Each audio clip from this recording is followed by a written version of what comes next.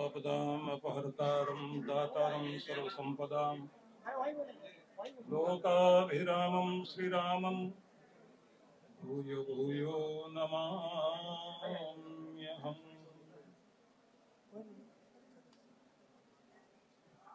समस्त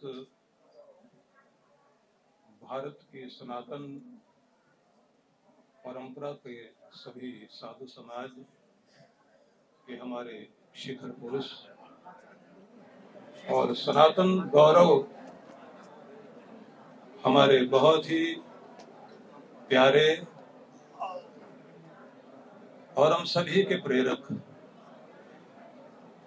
सनातन की गंगा को फिर से एक नई शक्ति के साथ प्रवाहित करने के लिए भागीरथ प्रयत्न करने वाले हमारे बहुत प्यारे धीरेन्द्र शास्त्री जी और उपस्थित मातृशक्ति वधभूषण, ये समय जब हम देखते हैं कि चारों ओर आतंक है, दबाव है, प्रभाव है,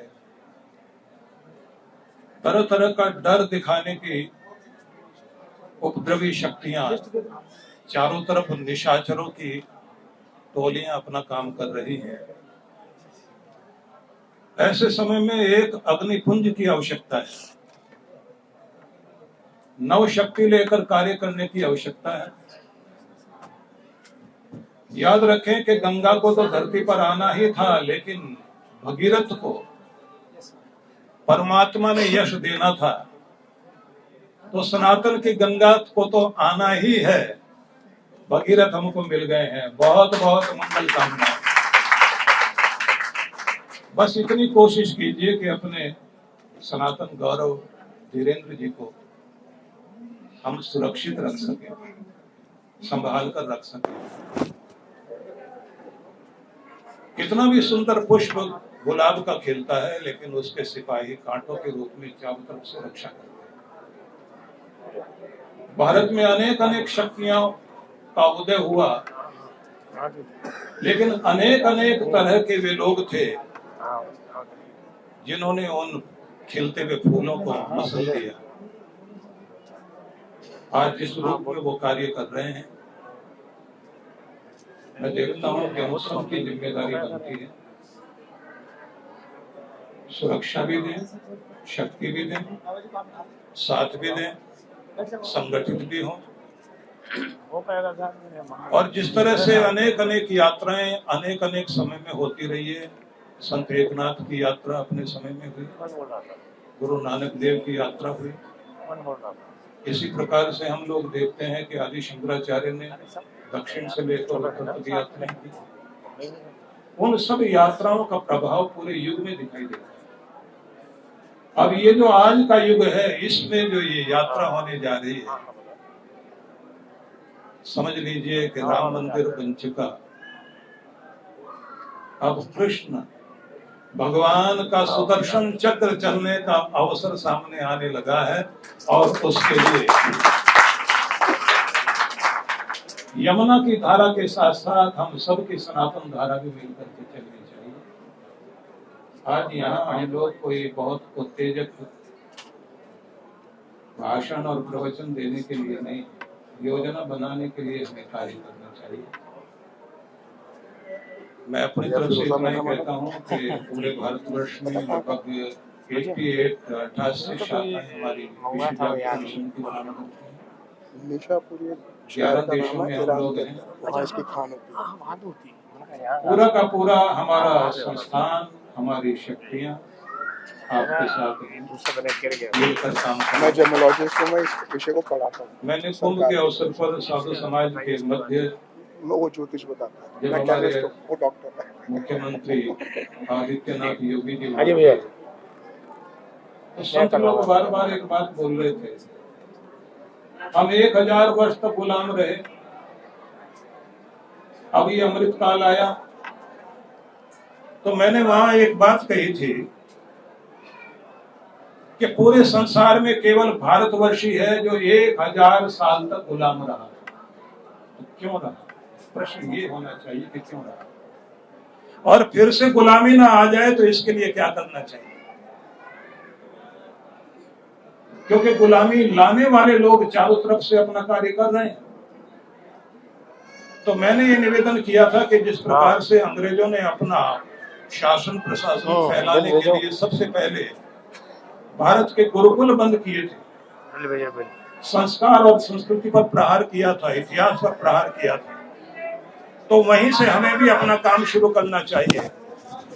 मैंने कहा था कि जितने हमारे देश में आश्रम है, यदि एक एक आश्रम के साथ एक एक गुरुकुल खुल जाए और जितने हमारे मंदिर हैं सबके साथ एक संस्कारशाला खुल जाए, तो उसी के साथ में वो युग फिर से वापस आएगा। जब हर मस्जिद के साथ एक मदरसा है, जब हर चर्च के साथ एक कॉन्वेंट स्कूल है, तो हर आश्रम के साथ एक गुरुकुल क्यों नहीं हो सकता? हर मंदिर के साथ एक संस्कार केंद्र क्यों नहीं हो सकता? तो एक बाबा जी पीछे बैठे हुए थे, विनोदी थे, उन्होंने कहा कि आप कितना कर रहे हैं?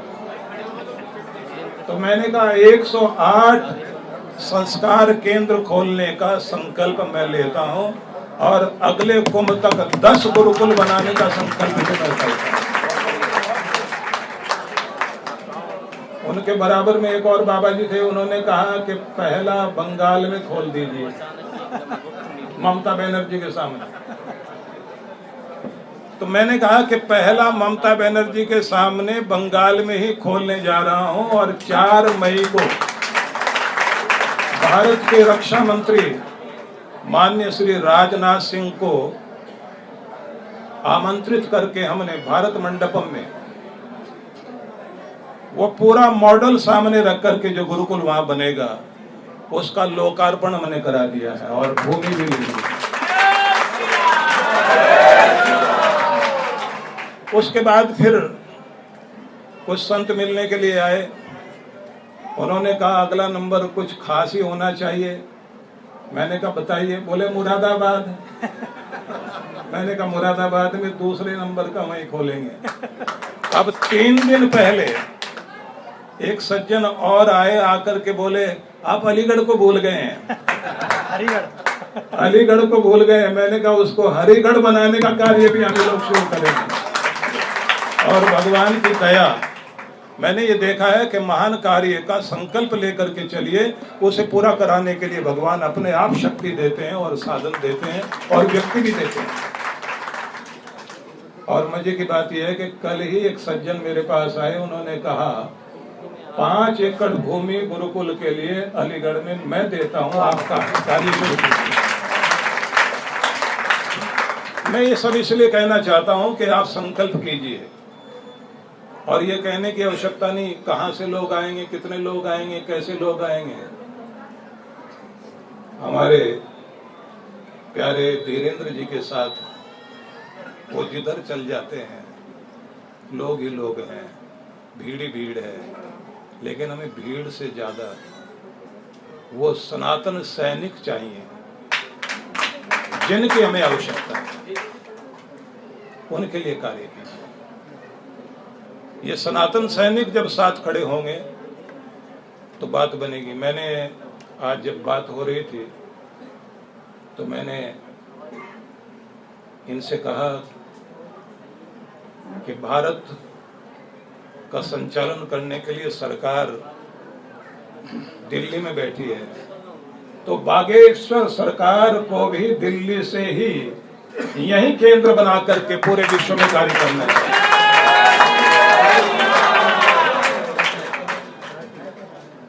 24 मंदिर हम लोगों ने पूरे भारत में बनाए हैं, 40 आश्रम हम लोगों के कार्य करते हैं। तो दिल्ली वाले 2 मंदिर तो हमारे यही हैं और बड़ा आश्रम 20 एकड़ में आनंदधाम आश्रम है। आप तो वहां आए थे। मैं तो कहता हूं वही मुख्यालय बना दीजिए और कार्य शुरू कर दीजिए, हम लोग साथ हैं और हमारी सारी शक्तियां आपके साथ हैं। आप आगे बढ़िए, बस ये पंक्तियां याद कर लीजिए सभी लोग कि कहीं से एक चिंगारी ढूंढ लाओ दोस्तों, कहीं से एक चिंगारी ढूंढ लाओ दोस्तों, इस चिराग में तेल भी है, बाती भी है, बस चिंगारी की जरूरत है। और वो चिंगारी हमको मिल गई है। अब ये दीप जलेगा भी, प्रकाश फैलेगा भी। मिलकर संकल्प कीजिए कि हम अपनी ओर से क्या कर सकते हैं, कितना कर सकते हैं, कैसे कर सकते हैं। बाकी यहाँ घोषणाएं करने का अवसर नहीं होता, गोष्ठी का विषय होता है एकांत में बैठकर योजना बनाने। तो वो योजनाएं बनेगी, पूरा साथ रहेगा। और हमारे नवल किशोर जी तो हर पल नवल रहते हैं, तो निश्चित रूप से।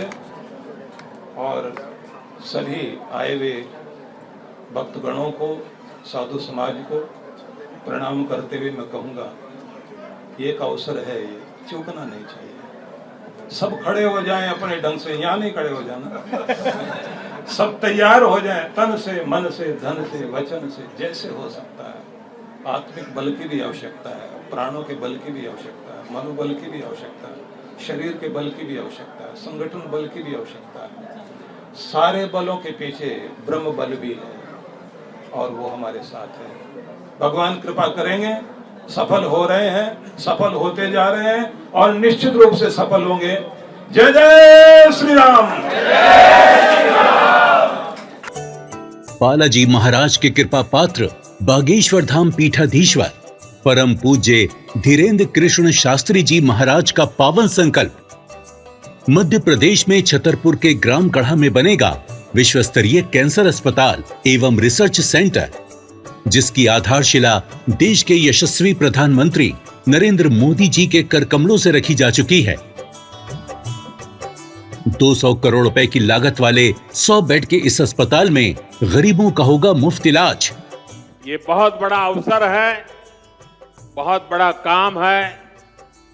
संकल्प बड़ा हो, संतों के आशीर्वाद हो, प्रभु की कृपा हो, तो समय सीमा में सब पूर्ण होता है। हमारे प्रियजनों, बागेश्वर धाम पूरे भारत के लोगों, अभी तक अस्पतालों में मंदिर थे, अब मंदिर में अस्पताल होगा। कैंसर हॉस्पिटल निर्माण हेतु सहयोग देकर पुण्य के भागी बने।